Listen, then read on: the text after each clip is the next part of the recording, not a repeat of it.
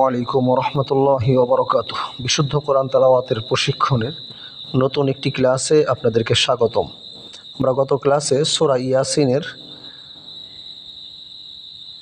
7 আয়াত পর্যন্ত 8 আয়াত পর্যন্ত আমরা পড়েছি, শিখেছি।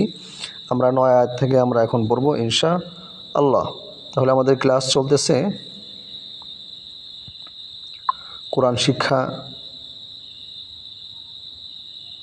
শিক্ষা এর বিশুদ্ধ কোরআন তেলাওয়াতের প্রশিক্ষণ। সূরা ইয়াসিনের 9 আয়াত থেকে আমাদের এখন এই ক্লাসে পড়া চলবে।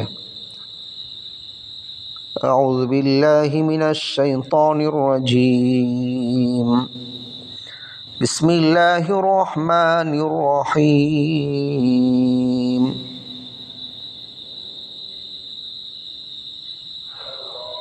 وجعلنا من بين أيديهم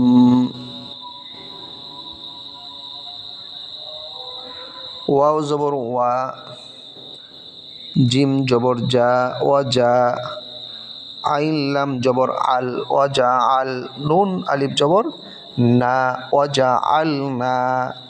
আবারও বলছি, ওয়াও জবর ওয়া, জিম জবর যা, ওয়াজা, আইন লাম জবর আল, ওয়াজা আল, নুন আলিফ জবর না, ওয়াজা আল না। মিম বাইনি, নুন সাকিনের পরে যদি বা আসে তাহলে এই ছোট্ট একটা মিম দ্বারা পরিবর্তন করে পড়তে হয়। নুন সাকিনকে ছোট্ট একটা মিম দ্বারা নুন সাকিনকে পরিবর্তন করে পড়তে হয়, এবং ছোট্ট একটা মিম ওখানে দেওয়াই থাকে এবং পরিবর্তন করে পড়তে হয়। তাহলে পড়তে হবে মিম মিমজের, মিম, এবং গুণনা পরিবর্তন করে একালি পরিমাণ গুণনা করে পড়তে হবে। মিম বাইয়া জবর বাই, নুনজের নি, মিম বাইনি। ওয়াজআলনা মিম বাইনি আইদিহিম, হামজা ইয়া জবর আই, দালিয়াজের দি, জেরের পরে জজমলা যদি ইয়া হয় তাহলে একালিফ টেনে পড়তে হয়। এখানে দালিয়াজের দি, আই দি, হামিমজের হিম, আই দি হিম।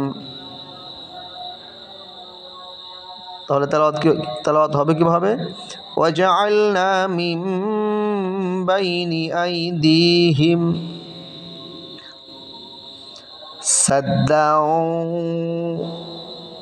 সাদ্দাও ওয়া মিন খালফিহিম সাদ্দাও ফাআগশাইনাহুম। সিন দাল জবর সাদ, দাল ওয়াও দুই জবর দাও, সাদ্দাও, সিন দাল জবর সাদ, এবং দাল গিয়ে আবার ওয়াওকে ধরবে কারণ ওয়ার উপরেও তাসদিদ আছে।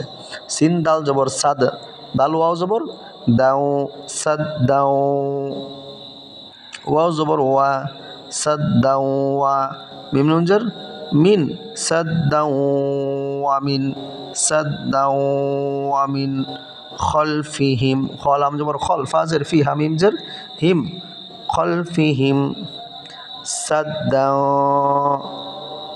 সিন জবর সিন, দাল জবর সাদ, দাল আলিফ দি জবর দান, সাদ্দান। এখানে তানবিনের পরে ফা আসছে, একফার হরফ, তাসা জিম দাল জালজা সিন শিন সদ্দ তজ ফা কফ কাফ। তাহলে ফা আসছে, ফা আসার কারণে এখানে গুণনা হবে, একালিফ নাকির ভিতর লুকিয়ে গুণনা করে পড়তে হবে। কীভাবে? সাদ্দাও, সাদ পড়েন আমার সাথে, সাদ্দাও। ফাআগশাইনাহুম, ফাআগশাইনাহুম, ফা জবর ফা, হামজা গইন জবর আগ, ফাআগ, শিন ইয়া জবর শাই, ফাআগশাই, নুন খারা জবর না, খারা জবর খারাজের উল্টা পেশ হলে পরে এক আলিফ টেনে পড়তে হয়। ফাআগশাইনা, হামিম পেশ হুম, ফাআগশাইনাহুম। তাহলে কিভাবে হবে? আমাদের দাগের ভিতরে যেখানে আছে এখান থেকে ধরেন, সাদ্দাও ওয়া মিন খালফিহিম সাদ্দাও ফাআগশাইনাহুম, ফাআগশাইনাহুম। এরপরে থেকে ফাহুম লা ইউবসিরুন, ফাহুম লা ইউবসিরুন, ফা জবর ফা, হামিম পেশ হুম, ফাহুম, লাম আলিফ জবর লা, ইয়া বা পেশ ইয়োবো, সদ জের সি, ইয়োবো সি, র পেশ রু, নুন যেমন না, ইয়োবো সি রু না ছিল অক্ফ হওয়ার কারণে এখানে নুনটা সাকিন হবে এবং 3 আলিফ টান হবে। কেন? মনে রাখবেন নিয়মটা, মদের হরফের পরের হরফে যদি অক্ফ হয়, এখানে মদের হরফ হলো ওয়াও, তারপর পরের হরফ হলো নুন, তাহলে মদের হরফের পরের হরফে অক্ফ হওয়ার কারণে 3 আলিফ টেনে পড়তে হয়। মদের হরফের পরের হরফে অক্ফ হলে 3 আলিফ টেনে পড়তে হয়। এখানে মদের হরফ ওয়াও আসছে, তারপরের হরফ নুন, নুনের ভিতরে অক্ফ হওয়ার কারণে কয় আলিফ টান হবে? 3 আলিফ টান হবে। তাহলে কিভাবে হবে? ফাহুম লা ইউবসিরুন। আসুন আমরা পুরা আয়াতটা আমরা পড়ি এখন।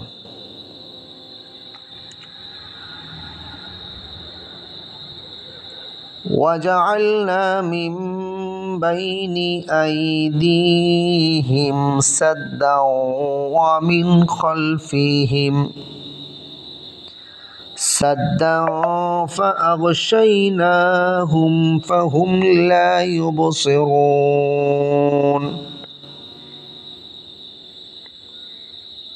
তারপর আয়াত وسواء عليهم أأنذرتهم أم لم تنذرهم لا يؤمنون।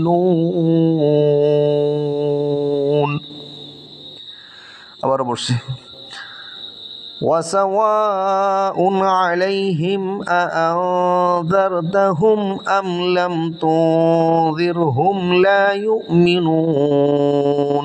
পড়েন, আমার সাথে পড়েন।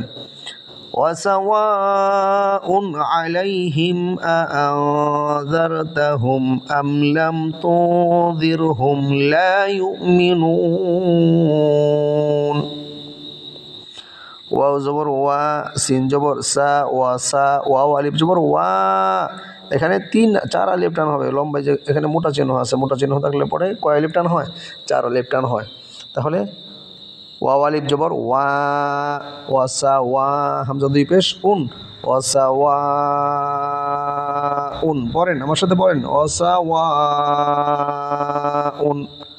আইন জবর আ, লাম ইয়া জবর লাই, আলাই হামিম জের হিম, আলাইহিম। ওয়াসাওয়াউন আলাইহিম আআযারতাহুম।